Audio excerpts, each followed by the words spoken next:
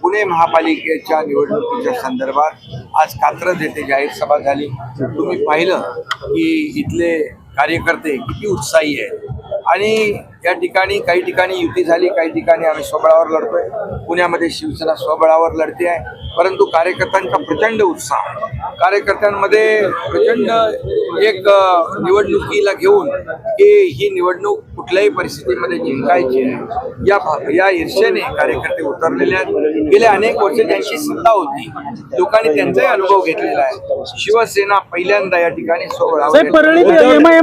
एक लढती आहे आणि त्यामुळे या भागातला कात्रजचा विकास असेल, पुण्याची भाजपची असेल,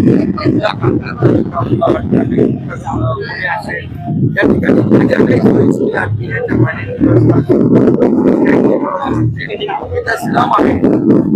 झोपडपट्टी आहे, झोपडपट्टी पुनर्विकास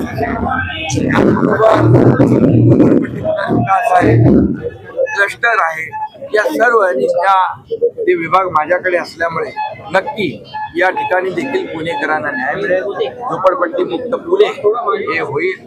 आणि मी आपल्याला एवढंच सांगतो की आमचा अजेंडा जो आहे तो विकासाचा आहे। विरोधकांनी आम्हाला हलक्यात घेऊ नये। शिवसेना एक मजबूत पक्ष आहे। नगर परिषदेमध्ये चांदा ते, काही लोक म्हणाले शिवसेना ठाण्यापुरती मर्यादा, आम्ही दाखवली शिवसेना चांदा ते बांधापर्यंत आहे। आणि जे आता विरोधक आहेत जे आमच्या विरोधामध्ये काही मोठी मोठी भाष्य करतायत, शिवसेनेला कमी लेखतायत, पण मी आपल्याला एवढंच सांगतो, शिवसेना विरोधकांना देखील कात्रजचा घाट दाखवल्याशिवाय